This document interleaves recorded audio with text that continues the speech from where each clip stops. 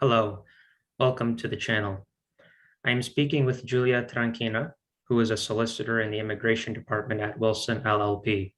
Her practice in law specializes in human rights, asylum, refugees, and immigration regulations.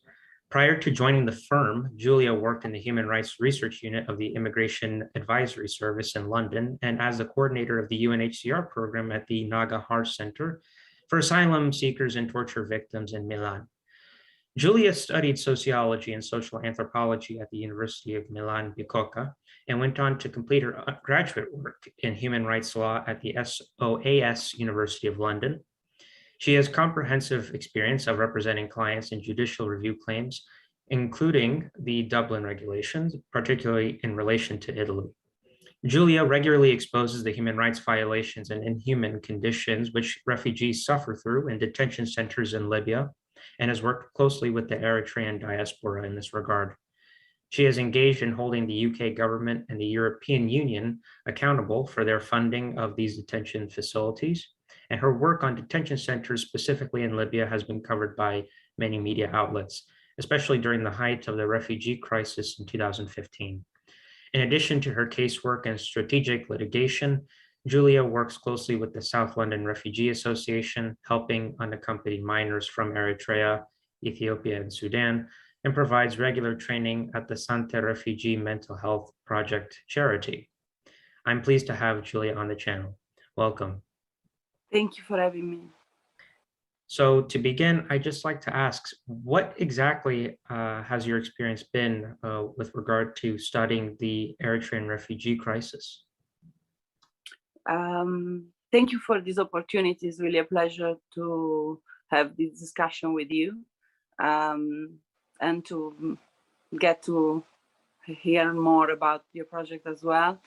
I have been working for almost 20 years now with asylum seekers, representing refugees, initially assisting them on a more social and reception integration level in Italy, and then on a legal level in the UK.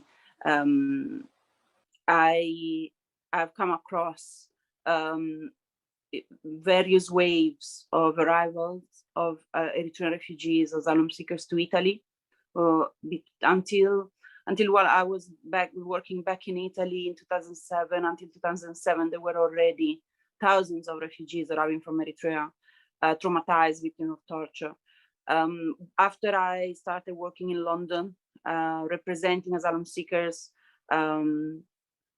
I specialized on certain areas of sub-Saharan Africa, and it became immediately clear that the population of asylum seekers that was most traumatized and with the most compelling and painful cases were Eritreans.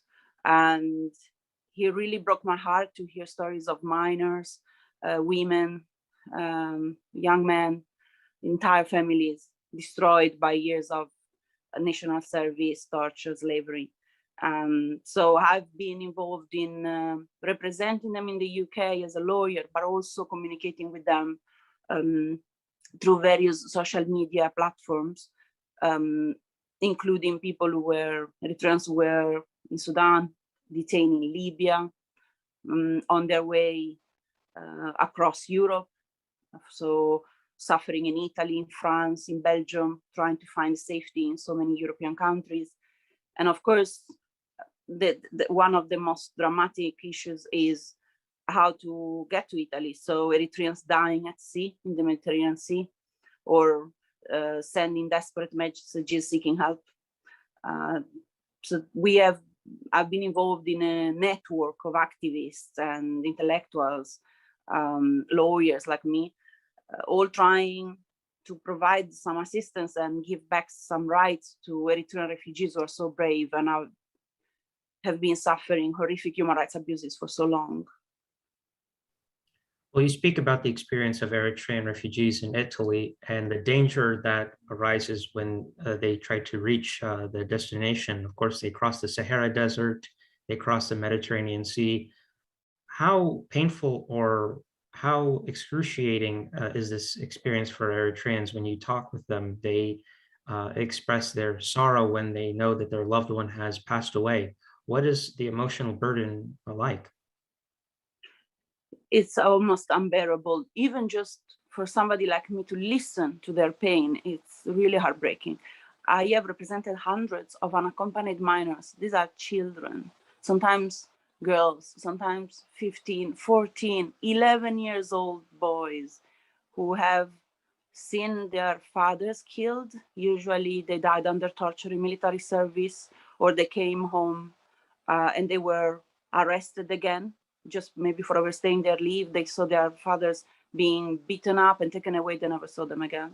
Seeing their mothers lose their mind often because they have all their sons taken away one by one, enslaved. They come back totally worn out, sick, beaten up, and then they're taken away again to military service. They disappear, people shot at the border. So I see these kids having already suffered unspeakable horrors back home in Eritrea, having to then cross the border with Ethiopia, sometimes survive a shoot to kill policy by the Eritrean border police, having to arrive in Ethiopia, starve in refugee camps, or sometimes crossing immediately into Sudan, being detained by traffickers just after the border, being already tortured to be forced to pay money, ransom. And then once, after months of suffering, they arrive in Khartoum, they are already routinely detained by the Sudanese police, forced to pay money just to be released, not to be deported back to Eritrea,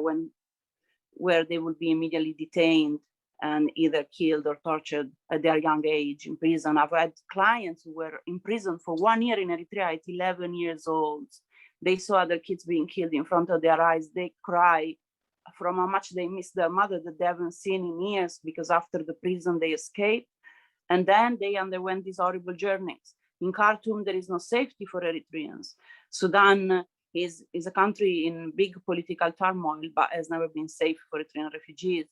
And then some of them I have come across minors who have been kidnapped by the Sudanese police, sold to traffickers, and taken to Libya against their will. When they knew, and they didn't want to go to Libya, they knew the horrors they would await them if they traveled to Libya. And sometimes they had the family member who had to escape somewhere else, who would tell them, please, my son, don't go to Libya. It's going to be impossible for me to save you. So some are taken against their will, others are left with no other choice. And so we have unaccompanied minors, women, young men taken to Libya by all these chains of groups of traffickers who then detain them in various horrific torture camps, but for years. You can be detained for a year in the first one, Kufra bin Walid, and forced to pay thousands of US dollars and then be sold again. Or they can pretend to sell you again and take you to another torture camp, and the nightmare starts again. I've had 15-year-old kids who couldn't pay. They had no longer any contact with any family member. They had lost their families because they had been taken away by the Eritrean authorities, stuck in Libya for 3-4 years, enslaved at their age, children treated like slaves, sexually abused, tortured. All this until they finally get to the coast of Libya on the Mediterranean Sea. And then they have to find a way to work, to be enslaved, to put together the money to try to get on a boat. And with other smugglers who might be working with the Libyan police, with the Libyan Coast Guard. And many of them are taken back again to Libya and detained in official detention centers where they're tortured again. This is what Eritreans are suffering. Years of torture everywhere they go. And then in Libya, only a tiny percentage of Eritrean refugees get evacuated by UNHCR and then eventually resettled to a safe country. So there is this long wait in very unsafe conditions, at risk of being constantly robbed, attacked by a group of Libyan men, are detained by the Libyan police for ransom or to be used as slaves. And after all that, there is the sea, crossing the Mediterranean Sea, unless they are evacuated, unless they are very lucky and they are finally resettled. They cross the Mediterranean Sea and many die. We know so many boats full of Eritrean refugees died. sank, and so many Eritrean refugees died over the last few years. And it keeps on happening. And European authorities, they keep on saying they're so sorry, expressing sorrow, and they keep on paying the Libyan authorities to continue taking people back and detaining them in Libya. And once Eritreans finally get to Italy, we will talk about the Balkanic route later if necessary, but we are focusing on the Mediterranean-Italy route as at the moment probably is the most common one for Eritrean refugees. They often face a severe shortage of reception facilities and support. And when they arrive, they are not provided with psychological support and sufficient financial support. Reception centers are big, overcrowded. Often minors are accommodated with adults. They're totally inadequate. And Eritreans are looking for a place to settle. They're looking for a new home. They're not economic migrants who might think, I am going to suffer for a couple of years and then find my fellow connationals, work for a few years, save some money, go back home. Eritreans are destroyed by years of suffering, torture, slavery back home and along the route. They need a place to call home. So they are going to try to find a country where they can finally settle and find safety. And so they are forced to start crossing borders again, leaving Italy to try to get to France, where again, they are homeless in Calais, in Paris, à La Chapelle. And they are told that if they were first fingerprinted in Italy, they will be sent back to Italy. And they face the same dilemma in Belgium, Germany. All EU countries have the same doubling system, which means that if they were fingerprinted first in another country, they will be sent back there to have their asylum claims considered there. And as we have seen in Italy, there is no real welfare system for, even for refugees. Once they're granted refugee status, they don't get housing, they don't get proper support to integrate, they don't speak the language, they've just arrived. And it's really hard to receive this support necessary to start a new life. There is a lack of jobs. So most Eritrean refugees, asylum seekers, they will try to move on to other European countries. And they're gonna be wasting years trying to fight these unfair Dublin regulations, trying to demonstrate that their rights would be breached if they were sent back to Italy. Many are returned, and they have to start all over again. They're left homeless in Italy. They have to cross the border again. It's a cycle of lack of safety and desperation. Once they finally felt like they arrived in a safe place, no protection was offered, no protection whatsoever. Others manage in many countries with good immigration lawyers, or if they are underage, minors cannot be sent back to other EU countries under the Dublin regulations, they are exempt. And then they can finally start the process of integration and to have finally their asylum claims decided. And then the fight is not over yet, because many European countries are very hypocritical in the way they consider asylum claims by Eritreans, because they don't want to be seen as granting status to all Eritrean refugees and risk having big numbers coming all to their country. They try to appear strict and restrictive. And they try to claim that, for instance, if you pay the 2% and you sign the regret form, you could go back to Eritrea without being detained and tortured. They tried in several countries, including Denmark and the UK, Switzerland, to try to manipulate the real political context in Eritrea so that they don't feel bound to grant international protection. Luckily, in all other countries at the moment, is usually accepted that Eritreans who left Eritrea legally, who evaded from military service, who escaped from military service, or who escaped before going to Sawa, will be tortured, detained and tortured on return. There are countless UN reports stating that. So there are a lot of challenges. And another one is often coming to the UK. Many Eritreans have family in the UK. There is a big community, a big diaspora in the UK. Eritreans are looking for a place where they can settle. Many of them speak English. So once they have experienced homelessness and destitution in Italy, in France, lack of mental health support, they are told that the UK might be respecting human rights. And many try to come to the UK, many die in the channel. It's said that 2 days ago, an Eritrean man died while trying to get by boat to Dunkirk, to Dover. But it's just really complex, because even when they arrived in the UK, they face other legal challenges. I'm gonna stop now, but you know, I'm very open to whatever might be of interest. Sorry, it's a long answer. Well, something that may be unclear for those who have been studying the crisis for some time is the traveling paths of Eritreans who try to leave Eritrea and they go to Europe. As you mentioned, most Eritreans who are in torture camps are usually sent to Libya.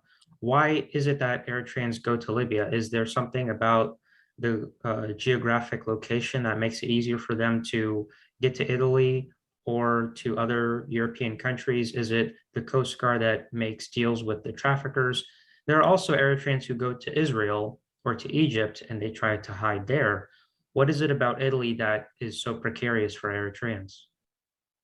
So first of all, I would say refugees who are in Israel, Eritrean refugees in Israel are suffering a lot, and the situation is really difficult, and Israel really breaches basic human rights of refugees and basically deported a lot of Eritreans to Rwanda and Uganda back in the days, is detaining them indefinitely. It's very hard to find real protection in Israel or in the Arabic countries in the Middle East. I think the problem is geographical. Many Eritreans try to escape to other countries in Africa. We have footballers still hiding in Uganda because Uganda is failing to properly protect them and allow them to build a safe new life there. Eritrean security services are everywhere. Many African countries are not signatories to the Geneva Convention for Refugees, and they're not respecting refugees' rights. We know of a lot of Eritreans in Malawi and Zimbabwe detained, threatened with being deported to Eritrea. In South Africa, there is a lot of xenophobic hatred. It's very difficult to find safety in Africa and a way to support yourself and to build a new life. Geographically, Eritreans escape to Ethiopia or to Sudan, the vast majority first. And then, as we have seen, countries all over Eastern and Central Africa are not providing real protection.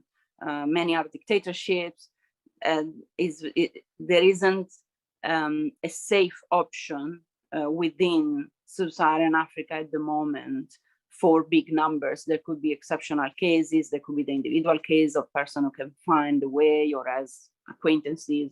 But overall, Eritreans are trying to get to Europe to find safety, to be finally able to express their opinions without being at risk of being tracked down by the Eritrean security intelligence services, and to build a life, to support the family members who are starving in Eritrea because they're not allowed to work, because their sons are used as slaves, they're not paid. So the route historically focused on Libya because a lot of traffickers were pushing boats from Libya to Italy because it's nearer. So from there or from Tunisia. Historically, these made Libyan traffickers see migrants as goods, as objects to exploit for money. And the whole migration phenomenon in Libya started becoming a significant part of their economy. So there are entire cities such as Bani Walid that are living on the income that traffickers are getting from torturing thousands and thousands of refugees for many years. So the aim of Eritrean refugees is to get to the coast and cross, or being evacuated by UNHCR. But the fact is, most of them know that they are likely to suffer further torture, and that there is no guarantee they're ever going to be evacuated, and that they could die in the process of getting to the coast. What we need to really focus on is the desperation they have behind pushing them to run all these risks, to take all these horrific risks, because they have no other option, because torture back home is as bad, but gives you no hope. In Libya, you think I might get tortured, but after that, I might get free. to obtain freedom, while to be tortured back home, I will never get freedom so far until the regime changes. So it's really a desperate situation.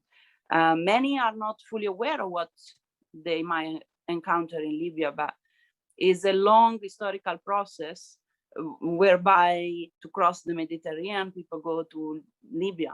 Obviously, there are also now Eritreans trying to cross from Egypt, or just even trying to find safety in all these countries. There are Eritreans in Tunisia, Egypt, everywhere, all over Africa. But they are not being respected, they're not being protected. Well, you speak about the dangers that Eritrean refugees face when they flee.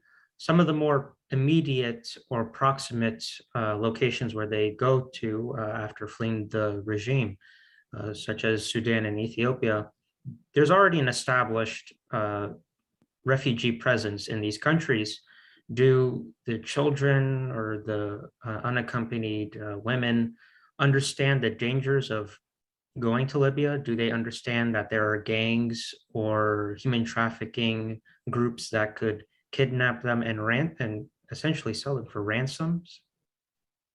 I have been asking this question to all my clients, hundreds of Eritrean refugees, and also Eritrean friends I'm in contact with back in Libya and across Europe, because I have always been wondering what's the level of information they have received. And on average, I can say they are aware that they risk being detained and tortured. There are always exceptions, but just to give a general idea, the trend is they are aware. They are not aware of the fact that over the last 4 to 5 years, the length of time people spend in torture camps has passed from an average of 6 months to 1 year to 3 to 4 years. So that is not something they are usually aware of. The fact that since 2016, the situation in Libya has worsened to the point that if they keep you 6 months in Kufra, they're then gonna keep you 1 year in Bani Walid. And then if they haven't killed you, they might sell you and take you to Brakashati and then Shuarif. So it's years of torture and rape. Back in the days, many refugees will be able to leave Libya within 6 months, a few months. So this kind of information might not have managed to get through to the population in Eritrea due to the regime and the lack of free media. But I think overall they know the risks, but they have no other choice because they have already suffered the same torture, slavery, rapes in military service, in national service in Eritrea. Well, something else that's interesting as we discuss the risks that Eritreans face when they're in the refugee camps or beyond is the sense of connection. Why are more Eritreans feeling despair? Is it because that they've lost a brother or a sister or a family member more generally? What's the connection challenges that Eritreans face when they try to reconnect or try to find their loved ones? They face a lot of legal challenges. Refugees in the UK, for instance, have only a right to apply for family reunion with their spouse, so either their wife or husband, and their biological children. Then, of course, and formally adopted children. But the law doesn't actually provide for categories to apply to get your brother or sister, your unaccompanied minor brother, your youngest little sister all alone in a refugee camp in Tigray to join you in the UK. They need very skilled immigration lawyers, and there are not many firms in London who are doing this job. We are only a handful of firms dealing with applications outside the main immigration rules. They are called exceptional. To try to get other family members to the UK to join Eritrean refugees, even when the Eritrean refugee sponsor is a child himself. The procedure is long and complex, and you need a lawyer to be fighting for your case, getting DNA evidence, detailed witness statements, a lot of evidence to supply for the lack of documentary evidence. Usually Eritreans have no passports, so they need a special document that the UK embassy has to issue, but they have to accept your identity. There are a lot of challenges to get UNHCR and the Ethiopian authorities, ARA, to allow unaccompanied minors, Eritrean refugees who are children alone in the refugee camps in Tigray, to travel to Addis Ababa, for instance, to go to the UK embassy visa application center, where they need to give their biometrics and documents that the solicitors, the lawyers in the UK will have submitted as well. They need a pass permit to be allowed to travel from the camps in Tigray to Addis Ababa. Now things are apparently changing, but due to the tragic situation in Tigray, not for good reasons, unfortunately. So the situation is even more challenging at the moment, of course. But they face long delays, difficulty in finding solicitors with capacity to take on their family reunion applications outside the rules. And funding needs to be obtained. Not everyone lives in London, so it's very hard to find sometimes legal aid lawyers in the provinces, small villages, to find the right information and to maintain contact, especially now with the war in Tigray. They've shut down internet, telephone communications, and refugees, including minors, women, have been arrested, abused, raped, tortured, taken back to Eritrea. It's so scary. And many of my clients, also unaccompanied minors, Eritrean children here in the UK, have been affected so badly in their mental health, feeling so powerless to help their younger brothers and sisters. Sometimes we're talking really about children, 11 years old boy lost alone in Tigray, arrested, taken back to the border. Horrific situations, and they feel powerless. They feel the process is too long. There is no adequate support in terms of mental health, and there is a general cultural reluctance to engage with therapy sometimes. There are a lot of factors that make it so painful for the Eritrean diaspora. Yeah. Well, going to the more immediate situation in Tigray, the Eritrean refugees have been put in a very uniquely dangerous situation now, with multiple parties targeting them for various reasons. I'm wondering what has been some of the work that you've been involved with, or some of the things that you are focused on researching about the Eritrean refugee situation in Tigray. The recent report by the UNHCR, the office, Filippo Grandi, the High Commissioner, said that Eritrean refugees in Tigray and in Ethiopia more generally are in a very dangerous situation. How would you respond to this? Yeah, I think it's crucial that they take immediate action. We have all read about thousands of people at risk of starving to death, Ethiopian population and Eritrean refugees. On top of that, Eritrean refugees are also being taken and deported back to Eritrea. They are being attacked by both sides of the conflict. So there is a responsibility on the United Nations Agency for Refugees to try to protect these refugees. And the only solution is to immediately resettle them out of Ethiopia at the moment to a safe country in Europe, in Canada, in the US, safe countries. We have encountered a lot of problems over the last few months since the start of the conflict. I was representing a few unaccompanied minors, children in the UK recognized as refugees who were trying to get their young brother or sister to the UK. And we were being refused exit visas by the Ethiopian authorities in Addis Ababa for the kids who had arrived from Tigray without the pass permit. They had to escape from the camps. They were being attacked. Or sometimes they even had the pass permit, they had the registration document, and the Ethiopian soldiers, the army, took away all their papers at the outskirts of Addis Ababa while they were getting into the capital. And then the same Ethiopian authorities would be those penalizing these children, telling them that they wouldn't allow them out of Ethiopia to the UK because they don't have these documents, while they had already won their visa to the UK. So the UK was just ready to receive them, but Ethiopia wouldn't allow them out of Ethiopia.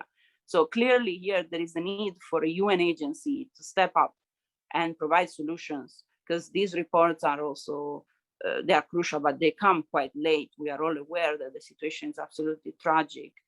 They need resettlement as soon as possible. And of course, in the meantime, we need lobbying and political campaigning and pressure on the Ethiopian authorities to make sure that they finally allow all Eritrean refugees who were in the camps in Tigray to travel freely to Addis Ababa and to have some form of support of housing and food, support for food and survival in Addis Ababa while they wait resettlement, and to allow them to leave the country when they can, to grant exit visas, is really complex. Clearly, this is the opposite of what the Ethiopian government has been doing so far. A lot of international pressure is needed from the international community. But it's important that UNHCR at least is dealing with the issues, trying to expose it. But unfortunately, it's not enough yet. Well, I think as a personal observation, the Ethiopian political dynamics have complicated the situation for refugees in Ethiopia. With the closing of embassies throughout the world, the Ethiopian government is essentially taking on an isolationist approach to dealing with its problems. How much of that do you think affects the response to refugees?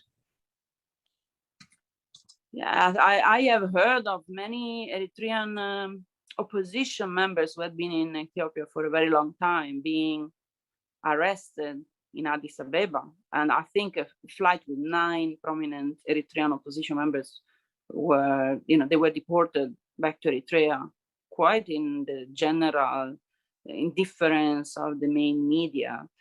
So it has been difficult to find out more, but we have heard about visits door to door in Addis Ababa to everyone who speaks Tigrinya, looking for people from Tigray, but also for Eritrean refugees. And apparently the Eritrean authorities are now working very closely with the Ethiopian authorities in Addis Ababa.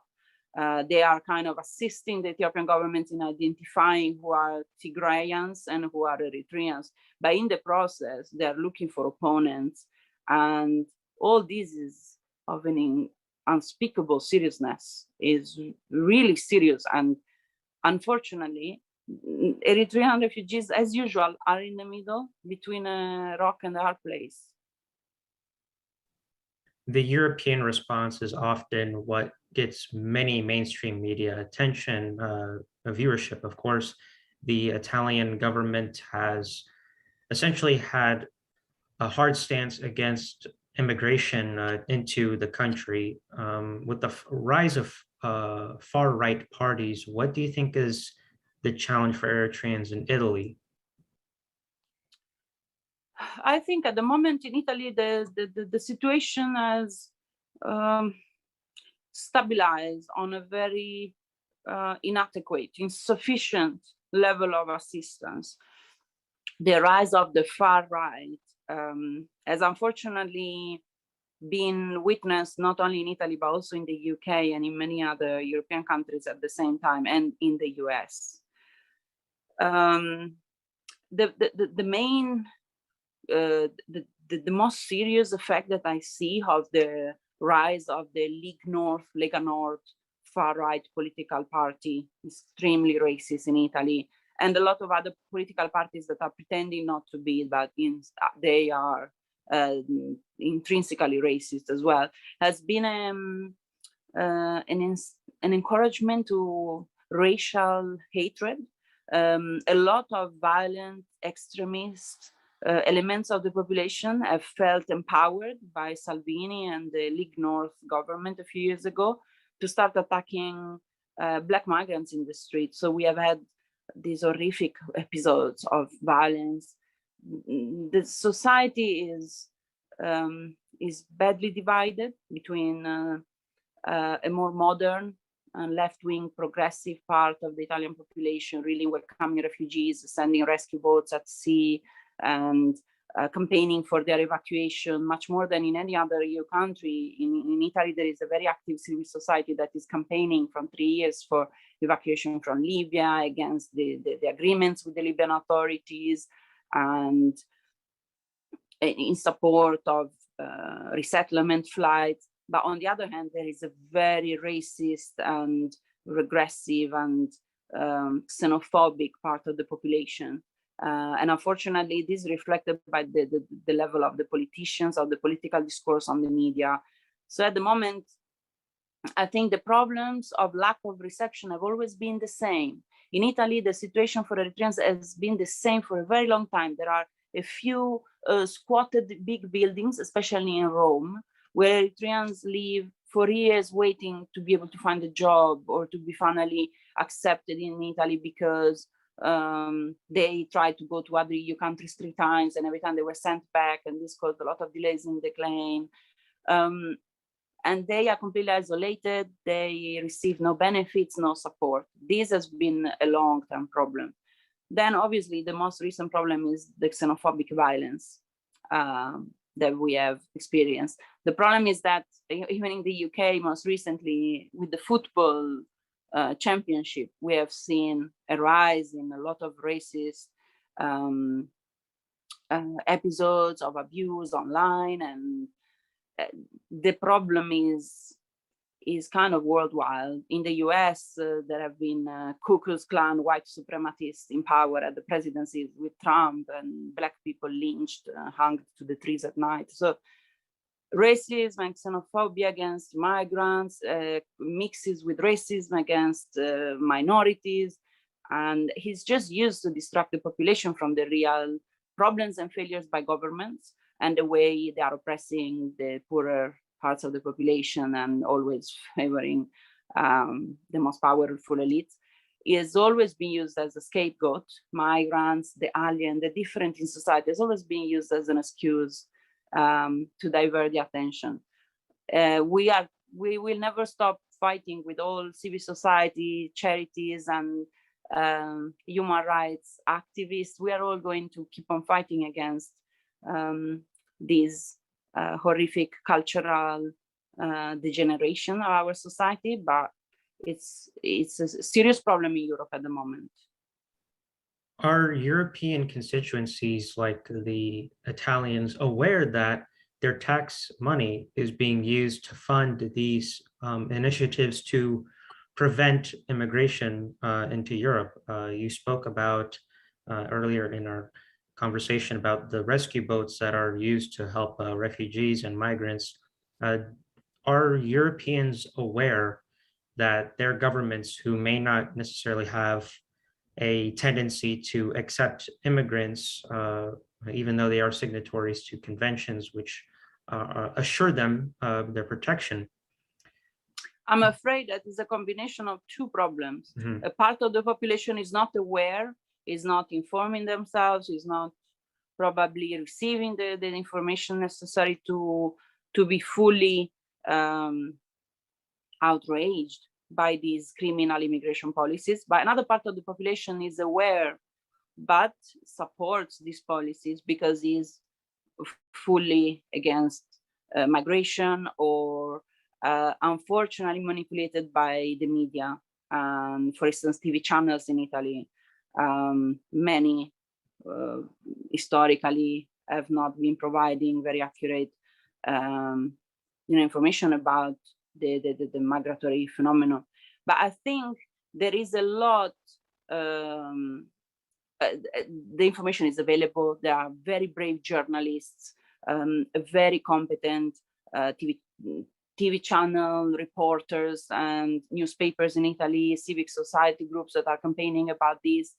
I think the problem is that we're not a majority yet. So this is the big issue. There is a problem of education, communication, sensitization, but also manipulation and the creation of these scapegoat of the migrants as the problems for our economy and anything else, really. Well, turning to the work that you do, what is it that you want Eritreans in the diaspora to know about the issue of the legal aspect of immigration and asylum? I have researched in part some of the policies in the UK, but just from your experience as an actual litigator and a solicitor, what do you think Eritreans should know about the laws pertaining immigration? So they should know that the asylum process in the UK is extremely challenging, and that even though it's painful to talk about what they went through, they need to immediately disclose all their experiences of torture and slavery back home in Eritrea, in Libya, anywhere along the journey, immediately, both at their initial very brief screening interview and at the longer substantive asylum interview with the Home Office. They need to make sure that they identify all the violence they have suffered at the hands of Eritrean authorities, Sudanese, Libyan authorities, as torture. That is not normal. That is not something obvious. It needs to be spelled out. They need to open up about it. They need to mention it and expose it as, and calling it as it is, torture. And the same for slavery.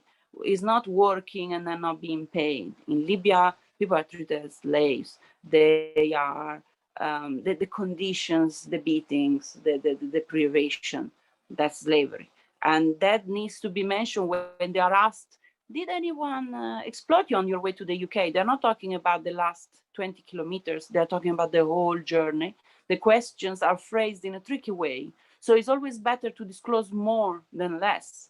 Maybe they were not asking you about Libya, you mention it anyway. You make sure that from the very first day you claim asylum, there is written on paper that you are a victim of torture, that you're not feeling well. They need to know that having trauma, suffering, nightmares, flashbacks, stress, depression, moments of desperation, moments of dissociation where you feel like your mind is no longer there because it's going back to these horrible memories, is nothing to be ashamed of. There should be no stigma attached to it. It's a normal reaction of human beings to horrific abuse, and they should mention it because it's extremely relevant to the success of their asylum claim, and that they don't need to make up anything, that their real experience is sufficient, that they are genuine refugees, but that they need to be ready to open up about the truth.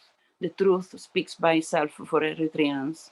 And they need to know that it's going to be very hard to challenge removal to European countries where they were fingerprinted previously, but it's not impossible. But that is crucial to have immigration lawyers in the UK, and that some immigration lawyers don't care. And if they don't spend hours and hours with you, writing down the story of your life in great detail, there is something wrong. If they are not asking you in detail about the torture, the slavery, if they call the people who trafficked you in Libya, the people who were saying, I own you and you owe me this money and now I'm selling you to these people, these are not agents, they're traffickers. So already when I met an agent, he took me to the coast, I was detained for a little bit and then taken to the coast. That's not how a lawyer should give an account of what happened in Libya. So things to look out for. There needs to be details in your documents in the preparation of your case. It's painful, but what gives victory outright. And at the moment, the new government by Priti Patel in the UK is extremely restrictive, and there are going to be long delays for all asylum seekers who were previously fingerprinted in other EU countries. It's true that the UK has left Europe. It's true that the Dublin regulation no longer applies, but the UK is still trying to make bilateral agreements with other EU countries to try to send people back to where they were first fingerprinted. At the moment, there are no agreements, but the UK will try to refuse to consider the asylum claim and leave people in limbo for a long time. So only lawyers can help. Otherwise, people risk waiting years with nothing happening or being detained in the UK. Is not that straightforward. But the vast majority of Eritreans eventually get refugee status in the UK. The problem is the process is painful and long. And in France, for instance, the reason why people are homeless is usually because they are on transit.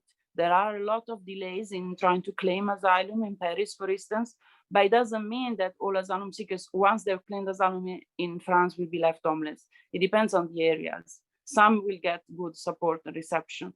And that's the same a bit everywhere. So many Eritrean minors told me they didn't understand why they were homeless in France or in Belgium.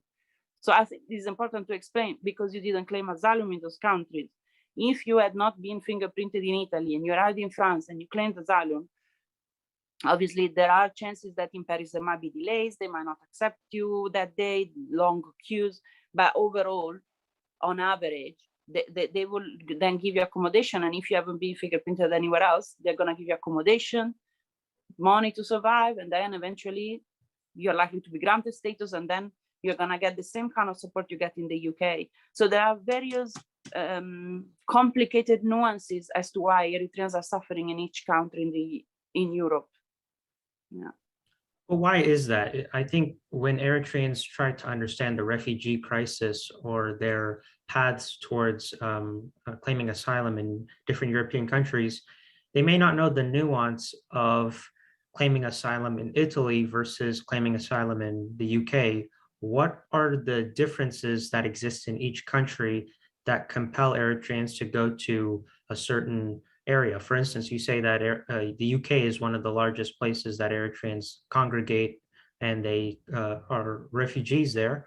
But why don't they go to Portugal or to Lithuania or to Spain? You know, why is it that different countries have different laws?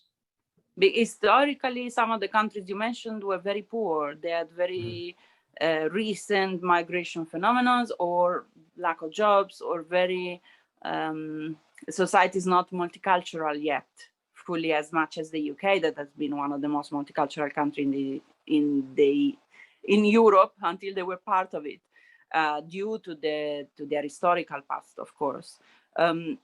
I think one main issue is, so those who know, Eritreans who know why they're leaving Italy, they do it because they know that even after they get granted refugee status, they might not get housing and support and any help to find jobs. So they know that they risk becoming homeless, even though they have got all the right piece of papers. They've been accepted as refugees, there is no support.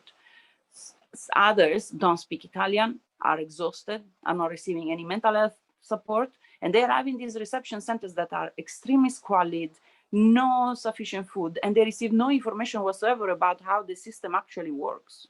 So they're just gonna follow the others to move on, to try to get to countries where historically, once you get recognized as a refugee, you receive some support to integrate. And then all refugees will give back to society, because we need to remember they get some housing and support.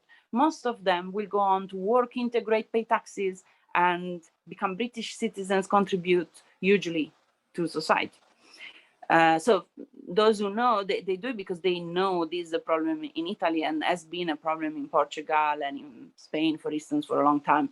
Countries such as Lithuania are unfortunately dealing with a lot of political issues. So life is very hard for an African refugee alone in Lithuania, or in Bulgaria, countries that are dealing with extreme racism and xenophobia at the moment.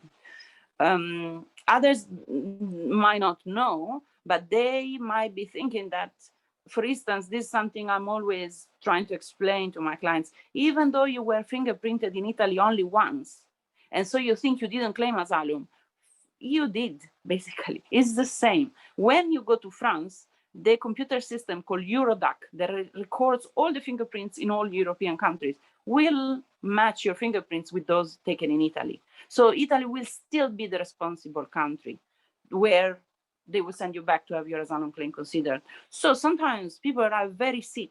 You can stay in Italy as long as you want. Once you get fingerprinted once, if you need to recover, to go to a reception center, if they fingerprint you a second time, doesn't make any difference whatsoever. If you claim asylum in Italy or you don't, it's the same. Once you're fingerprinted, Italy is the responsible country. So they think, oh, but I just left quickly. It makes no difference. By then, you fall under the Dublin regulations. So if you need to be treated in hospital, to recover, to gather more information, you can stay in a reception center in Italy, you can claim asylum, you can take your time. Because at the end, even if you decide to move on to France later on, you're going to face exactly the same challenge. On the other hand, the situation is really bad in a lot of countries. Let's say that in Germany, Eritreans are not receiving full refugee status. Often they receive limited leave to remain that gives them no entitlement to family reunion. Sometimes they cannot even leave the specific little district province of Germany where they are, and they cannot accept job offers in other areas of Germany. So when they're sent to Eastern Germany, for example, where there are a lot of racist people and the situation is complex, is really challenging for Black refugees in small towns, for example, they are feeling no safety whatsoever. They cannot build a new life. So many people in Calais now, they are Eritrean refugees who didn't get protection in countries such as Germany because the political situation of Eritrea was not analyzed correctly. Denmark has been trying to do this, and the UK took inspiration from Denmark in trying in 2015 to claim that as long as you pay the 2% or sign the regret form, going back to Eritrea is not that bad. And they were trying to manipulate the information, but then the tribunals immediately redressed the situation. So in the UK, there is, I would say, more accurate consideration of the risks they face. Yeah. Is it the responsibility of the foreign departments of these countries to communicate the situation in Eritrea? Of course, many Europeans may not really know that Eritrea even exists as a country, but is it the responsibility of these nations to express in a way that is unequivocally clear that what is happening in Eritrea is prompting people to flee, not to leave, but to actually try to escape from a dictatorship? I believe they would have a moral duty to acknowledge the real political situation Eritrean refugees are fleeing from. In reality, the European Union was funding the Eritrean government until a few years ago. We know about Canadian and other firms going to Eritrea to use the free labor of slaves and then being sued and found guilty in courts for this. We know that some European countries have been training the Eritrean border police to be more effective in stopping illegal migration, which means to catch people at the border and take them back to detention and torture. That's complicity in crimes against humanity. So the involvement of the European authorities has always been quite complex and morally problematic. There is a duty to acknowledge and analyze the real situation. I think also the European Union has a responsibility in this, in trying to ensure that there should be standard, uniform approaches to the protection of Eritrean refugees across EU countries, for instance. Obviously, there are United Nations reports, so there isn't even a need for the foreign foreign ministries of foreign affairs or foreign offices to publish reports, because the reports are available everywhere. The UN has clearly stated that the Eritrean government is committing widespread and systematic crimes against humanity against its entire population. So it couldn't be worse than that. So the evidence is there, as long as there is a will to protect human rights.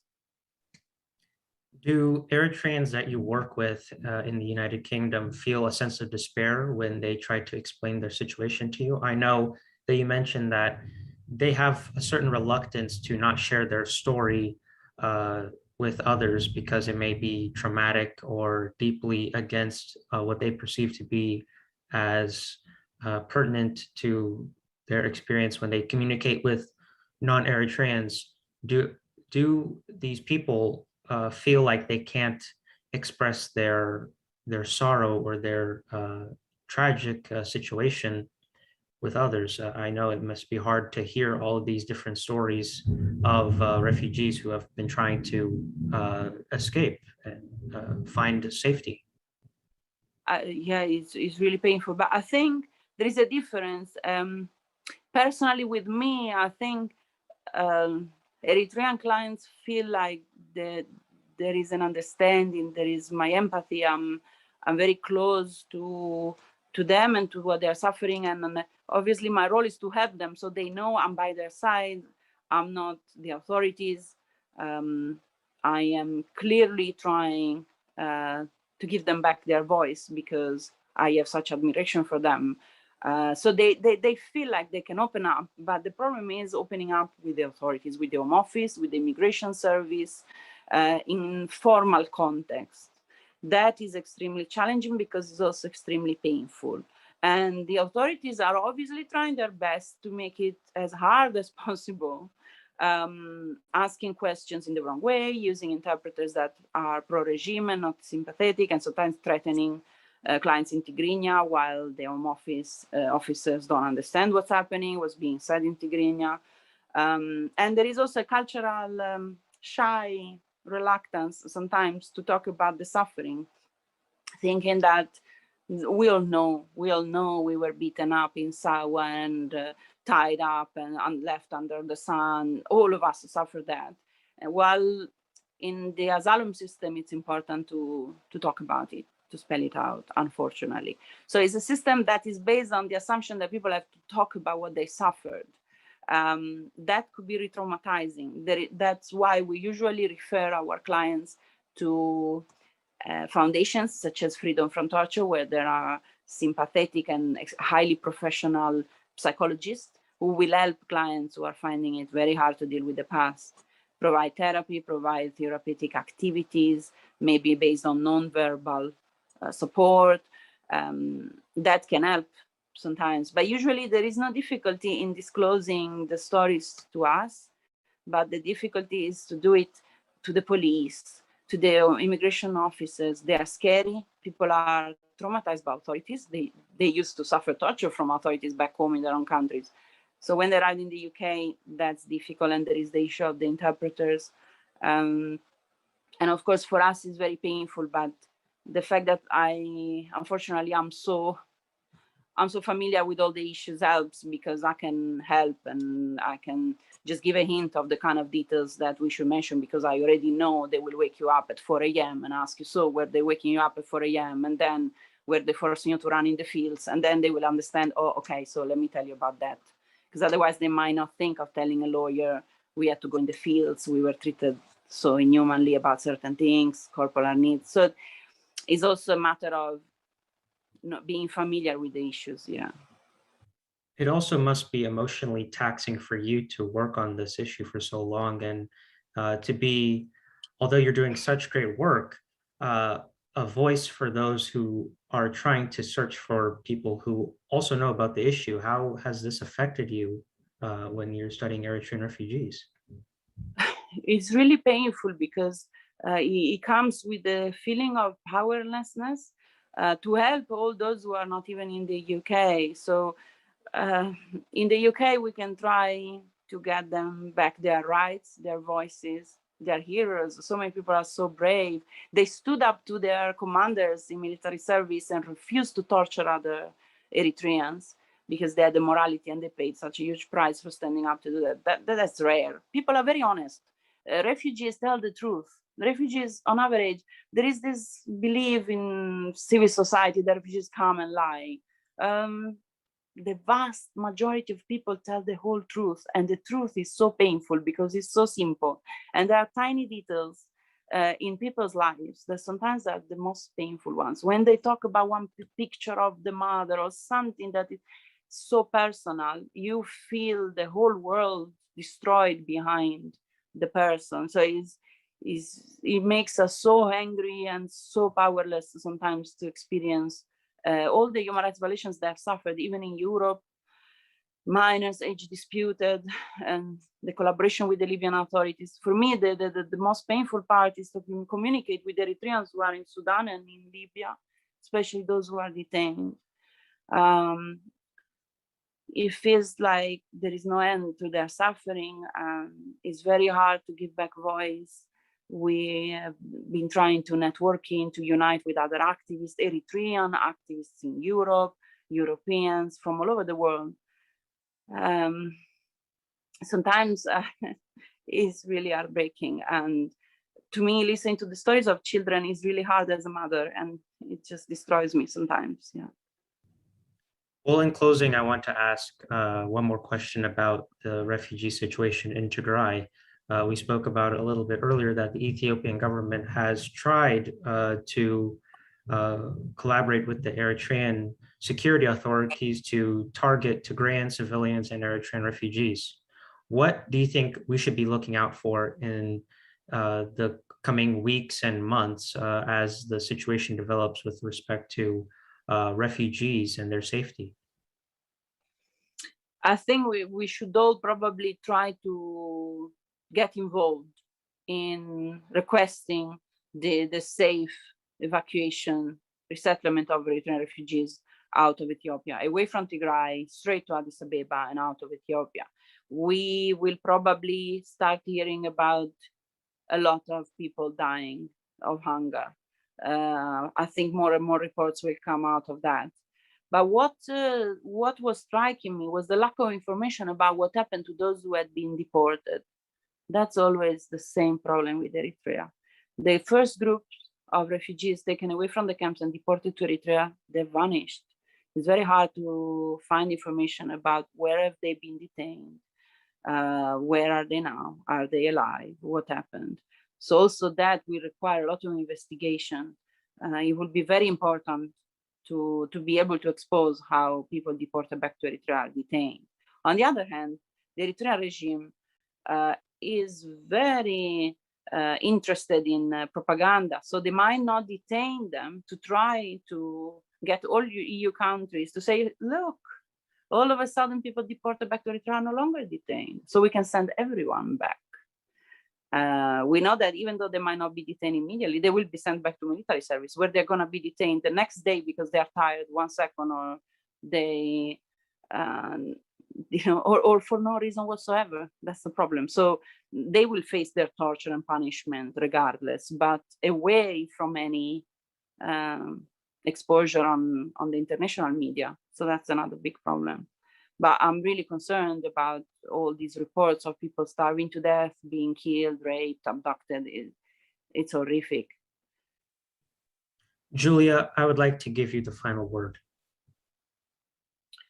I would like to say thank you for everything you are doing, guys, with this project, with the attempt to provide free, thoughtful, and independent information about Eritrea. I think is crucial. I have a lot of admiration for the Eritrean population and their fight for independence and freedom. And now the way they have kept a sense of community and unity. The diaspora is helping a lot, refugees in Libya, fundraising. I think your culture has a lot of strengths and very interesting peculiarities. It's really a pleasure to be in contact with all of you. I just really hope that we will be able to keep on exposing the plight of Eritrean refugees, because it's massive. There are thousands of people suffering every day as we speak in detention centers all over the world. It's too much, and I really hope this will end one day. Giulia, I'd like to thank you for appearing on the platform. Thanks to you. Thank you so much.